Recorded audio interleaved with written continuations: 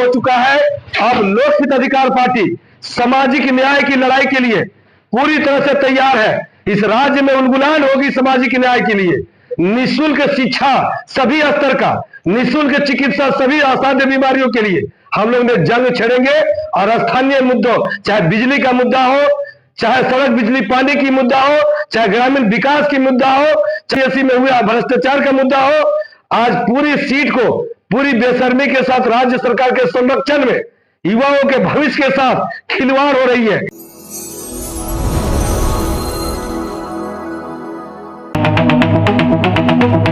कार्यालय में आज आप लोग बैठक रखे हैं, इसलिए बताइएगा। आज लोक हित अधिकार पार्टी प्रदेश और रांची जिला का संयुक्त बैठक रखा गया था प्रदेश कार्यालय ITBP काके में। विषय मूल था कि संगठन विस्तार सदस्यता अभियान के लेकर के विशेष चर्चा हुई। और साथ ही हमारे जिला अध्यक्ष नवमनोनीत श्रीमान अशोक राम जी और हमारे पूर्व के जिला अध्यक्ष रांची पूर्वी के श्री प्रेमचंद साहू जी और महिला मोर्चा के जिला अध्यक्ष महानगर के श्रीमती सोनल ठाकुर जी के द्वारा आज का प्रेस कॉन्फ्रेंस रांची जिला की पहली सूची कार्यकर्ताओं का जारी के निमित्त बैठे हैं। हमारे साथ में सहयोगी के रूप में प्रेस कॉन्फ्रेंस में प्रदेश के सम्मानित प्रदेश के उपाध्यक्ष अरुण साहू गुप्ता जी हैं, वरीय उपाध्यक्ष रामविलास साहू जी हैं, प्रदेश के वरिष्ठ नेता और पलामू जिला के प्रभारी कपिल साहू जी हैं, सहित अभी बैठक में सैकड़ों की संख्या में कार्यकर्ता उपस्थित हुए थे विभिन्न सभी जिलों से और प्रदेश के पदाधिकारी उपस्थित हुए थे। विषय आज विशेष रूप से हम लोग को प्रदेश चूंकि लंबे समय से दूसरा सूची के बाद हम लोग बैठे नहीं थे, तो एक प्रशिक्षण के तौर पर भी लोगों को नवमनोनीत पदाधिकारी आज उपस्थित हुए थे और विशेष हम लोग आंदोलन का रूपरेखा सहित सदस्यता अभियान का पर विशेष चर्चा किया गया। इसी के निमित्त कई आंदोलनों पर भी चर्चा हुई, जैसे अनियमित बिजली का जो अभी बिल आ रही है स्मार्ट मीटर के द्वारा, टीम के द्वारा निर्णय हुआ है कि उसके लिए हम लोग आंदोलन करेंगे प्रत्येक जिला स्तर में और प्रखंड स्तर में। उसी प्रकार कई ऐसे भ्रष्टाचार के मुद्दे हैं, चाहे मैया योजना हो, चाहे अबुआ आवास हो, चाहे 15वां वित्त का पैसा जिस प्रकार आज केंद्र सरकार के द्वारा रोक दिया गया है राज्य सरकार के राजनीतिक गतिरोध के कारण से, इसके वजह से ग्रामीण विकास पूरी तरह से ठप पड़ा हुआ है। ग्रामीण सड़कें जर्जर होती जा रही है, कहीं पर भी पीने की पानी की सुविधा नल जल योजना पूरे तरह से बंद पड़ा हुआ है, मेंटेनेंस के अभाव में चापाकल सूख गया है। तो मैं कह सकता हूं कि ये राज्य सरकार और केंद्र सरकार की आपसी राजनीतिक गतिरोध के कारण से आर्थिक फंडिंग के अभाव में पूरी तरह से विकास चौपट पड़ा हुआ है। आए दिन हत्या, लूट, बलात्कार जैसी घटनाएं इस राज्य के अंदर में, जैसे अपराध की बोलबाला हो चुकी है, अपराधियों का मनोबल बढ़ा हुआ है। इन विषयों पर भी हमारे पार्टी के द्वारा आंदोलन करने की रूपरेखा बनी है। और जो हमारा मूल जो विषय है कि सामाजिक न्याय के तर्ज पर इस राज्य में और पूरे देश में जाति जनगणना को मुखर होकर के हम लोग ने मांग के द्वारा हम लोग आंदोलन करेंगे। साथ ही जो अभी OBC आरक्षण की बात आ रही है, OBC बच्चों को अभी स्कॉलरशिप रोक दिया गया, ये बहुत ही निंदनीय और दुर्भाग्य की घटना है। दुर्भाग्य घटना है कि आज OBC आरक्षण को, विद्यार्थियों का OBC आरक्षण को रोक दिया गया है।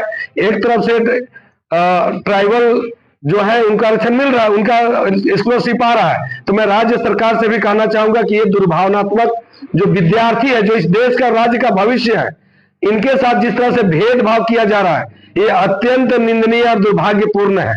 राज्य सरकार पूरे समुदाय की सरकार होती है, पूरे राज्य की सरकार होती है, और यहाँ कैटेगरी वाइज भेदभाव जिस तरह से राज्य सरकार के द्वारा हो रही है, मैं लोक हित अधिकार पार्टी के प्रदेश अध्यक्ष के नाते मैं इसकी घोर निंदा करता हूं, आलोचना करता हूं। और इसके लिए हम लोग एक धारदार आंदोलन के लिए हम लोग रणनीति बना रहे हैं।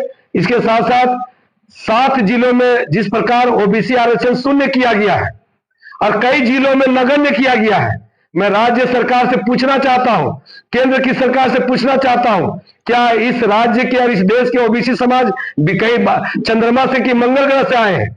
इस देश की आजादी में क्या ओबीसी समाज के कोई भूमिका रहा है कि नहीं रहा है? क्या ओबीसी समाज के लोगों ने राज्य की आंदोलन में और देश की आजादी में बलिदान दिए हैं कि नहीं दिए हैं? आखिर इस तरह से व्यापक भेदभाव आरक्षण में क्यों?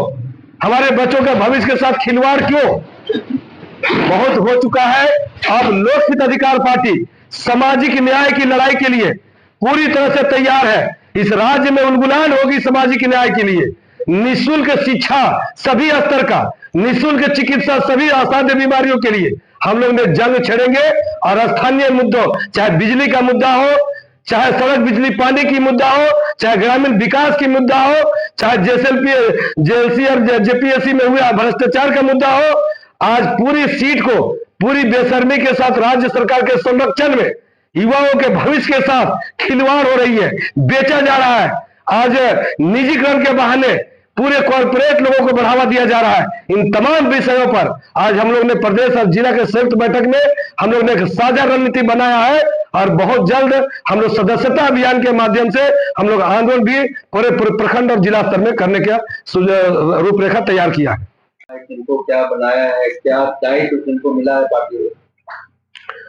निश्चित रूप से जैसे कि पिछले दिनों हम लोग ने 30 जुलाई को पहला सूची प्रदेश से जारी किए थे और दूसरा सूची भी अभी लगभग 1 महीना पहले हम लोग ने जारी किया है प्रदेश कार्य समिति का।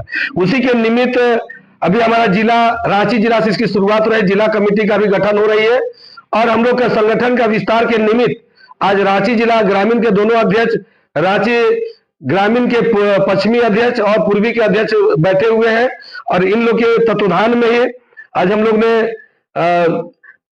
31 लोगों का सूची पहले जारी हो चुका था और 32वां के रूप में हम लोग ने इस प्रकार सूची, हम लोग जिस प्रकार सूची जिला का जारी हुआ कि प्रदेश के रांची जिला के ग्रामीण के अध्यक्ष अशोक राम जी जो पहले जेलकेम पार्टी के जिला के उपाध्यक्ष थे, उन्होंने त्यागपत्र दे करके और लोक हित अधिकार पार्टी के दामन पिछले दिनों थामे थे 1 महीना पहले।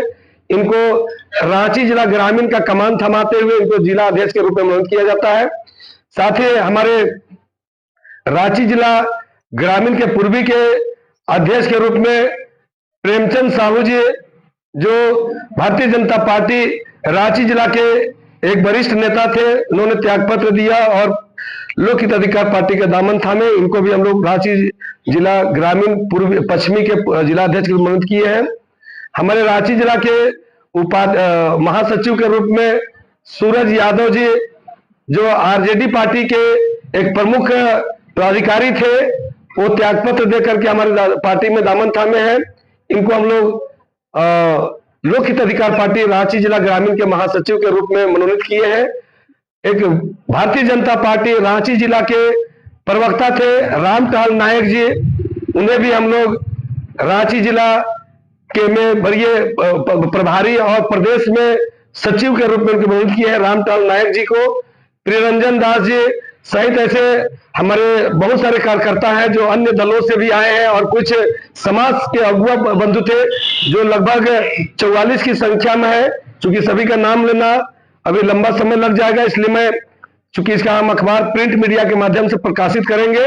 44 पदाधिकारियों को रांची जिला मूल संगठन में आज घोषणा आपके माध्यम से कर रहे हैं और बहुत जल्द हम लोग मोर्चा का भी विस्तार करते हुए महिला मोर्चा, युवा मोर्चा, किसान मोर्चा सहित 7 मोर्चा का गठन करने का हम लोग ने रूपरेखा तैयार कर रखा है।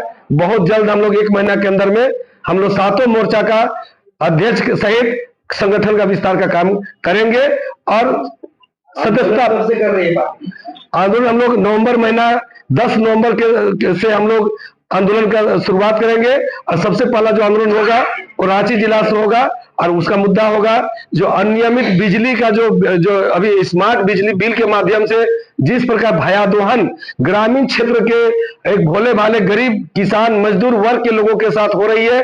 एक स्मार्ट मीटर के माध्यम से किसी का 1 लाख, किसी का 1.5 लाख, किसी का 2 लाख, किसी का 50,000, जो कल तक 200, 300, 500 रुपया देकर के महीना भर अपना बिजली जलाते थे, घर का रोशनी जलाते थे, आज स्मार्ट मीटर के बहाने, डिजिटल इंडिया के बहाने, आज जिस तरह से कॉर्पोरेट लोग के माध्यम से सरकारों के द्वारा लुटवाया जा रहा है, इसके खिलाफ हम लोग ने जोरदार आंदोलन का रूपरेखा तैयार किया हो। और 10 नवंबर के बाद हम लोग सड़कों पर उतर के इसका आपको आंदोलन करते हुए दिखाई पड़ेगा प्रखंड और जिला स्तर में। ओबीसी आरक्षण को लेकर के कब से आंदोलन शुरू होगा, क्या उसका रूपरेखा? ओबीसी आरक्षण को लेकर के हमारी पार्टी शुरू से मुखर होकर के आंदोलनरत है।